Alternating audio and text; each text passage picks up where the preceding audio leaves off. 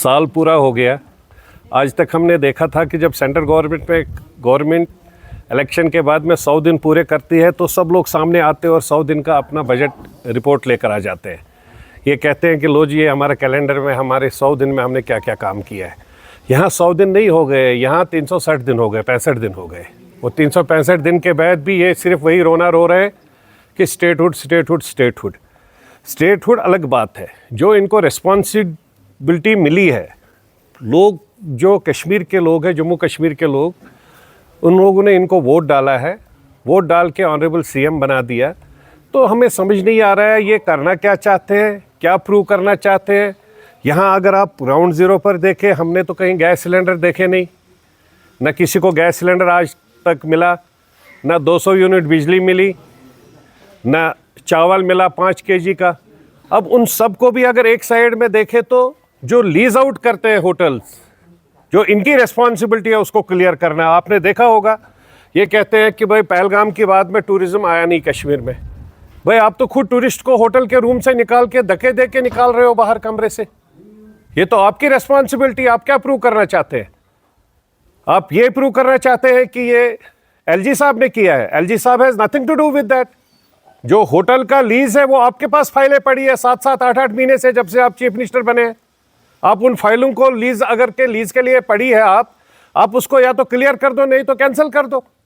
बाहर से टूरिस्ट आता है और वो खुलकर बोल रही थी, वो लेडी, अगर आप सब ने वीडियो देखा होगा, वो खुलेआम बोल रही थी, मेरे को दिल्ली में सब लोगों ने बोला था पहलगाम के बाद मत जाओ यहाँ पर, उसके बावजूद मैं यहाँ पर आ गई और यहाँ मेरे को कमरे से बाहर निकाला।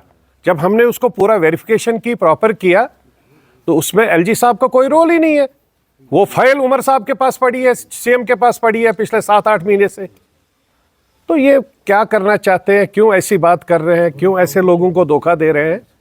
तो हम सबको पता है कि पिछले 1 साल में कुछ हुआ नहीं है। खाली स्टेटहुड से काम नहीं चलेगा। दिल्ली भी यूटी है, वहाँ पर भी काम हो रहा है। गोवा भी यूटी है, वहाँ पर भी काम हो रहा है। लिविंग असाइड, दिल्ली में कौन था सीएम, क्या था इस गवर्नमेंट से पहले? उसने बिजली भी फ्री दे दी उस वक्त वहाँ पर दिल्ली में। उसने बिजली के साथ चावल भी 5 केजी दे दिए।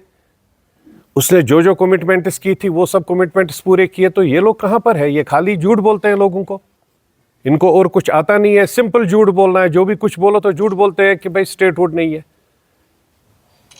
तो ये सब चीज़ प्रॉपरली क्लियर करें। जो आपके मैनिफेस्टो में आपने कमिटमेंट्स की है लोगों के साथ, जिसके नाम पर आपने वोट लिया, आपने लोगों को झूठ बोला 370-35 से। मैंने उस वक्त भी बोला था 370-35A के लिए हमारे को 2/3 मेजॉरिटी चाहिए पार्लियामेंट में। हमारे पास यहाँ पर 4 पार्लियामेंटेरियन है टोटल, 4 थे 5 अगर लद्दाख को ऐड करें। लद्दाख को हम साइड में रखते हैं, 4 पार्लियामेंटेरियन। तो 4 पार्लियामेंटेरियन आज तक कभी टेबल बिल की इन्होंने 370-35A की? ये झूठ बोल रहे हैं, यहाँ पर कश्मीरियों को धोखा दे रहे हैं। और सबसे पहली बात है कि अगर आपने टेबल बिल की होती, उस वहाँ डिस्कशन डिबेट होता, फिर आपको 2/3 मेजॉरिटी चाहिए, वो भी अपर हाउस में, उसके बाद लोअर हाउस में आएगा। अगर वहाँ से क्लियर हो गई, लोअर हाउस के बाद में अगर वहाँ से क्लियर हो गई तो वो ऑनरेबल प्रेसिडेंट ऑफ इंडिया के पास जाएगी, वहाँ से क्लियर होगी तो ऑनरेबल सुप्रीम कोर्ट में जाएगी। तो 100 साल लग जाएंगे भाई, नंबर 1। नंबर 2, आप क्लियर करो, अगर आप 2/3 मेजॉरिटी की बात, क्या कांग्रेस आपके साथ में है? जो कांग्रेस आपका समर्थन सपोर्ट दे रहा है, इलेक्शन में आपके साथ में था, क्या वो 370-35A के साथ में है? क्या वो इसमें इंटरेस्टेड है कि 370-35A वापस लाएंगे, जो इम्पॉसिबल चीज़ है? तो हम चाहते हैं, यहाँ बेरोज़गार बच्चे हैं, 70-80 हज़ार यूथ है जो डेली वेजर्स है, उनके लिए कोई भी प्रावधान नहीं है। अभी तक कुछ भी नहीं किया, जबकि इन्होंने बोला था हम पहले ही दिन जब जाएंगे कैबिनेट की पहली मीटिंग में हम कलम से इसको क्लियर करेंगे। वो कलम आज तक मेरे को पता नहीं इनको कौन सा कलम चाहिए। या तो पहले हम लोग कश्मीरी में कहते हैं ना, वैसे मशिक्त कलम लेखन, वो शायद वही कलम ढूंढ रहा है उमर साहब। आपके माध्यम से ये जो ऑर्डर एक निकला है, 321 रेजिडेंट डॉक्टर्स को आप लोग कैंसिल कर रहे हो, 307 को कैंसिल कर रहे हो, उसके बाद में बोल रहे हैं कि हम 121 को। अगर 307 को कैंसिल क्यों कर रहे हैं भाई? ये हेल्थ मिनिस्टर को आप पूछिए। I think health minister is the best person for that. I am not spokes person of national conference, but I think government should speak for that thing कि ऑलरेडी इतनी अनएम्प्लॉयमेंट है, doctors इतने बेचारे पड़े हैं, वो बेचारे कोशिश कर रहे हैं कोई प्राइवेट इंस्टीट्यूटों में हमारे को यहाँ पर जगह मिले, रोज़गार के लिए काम मिले। और उसके साथ में अगर जो गवर्नमेंट जॉब्स निकल रहे हैं, जिसके लिए हर एक तैयार रहता है, उसके लिए अगर ये सब चीज़ें हैं तो दिस इज़ नॉट एक्सेप्टेबल।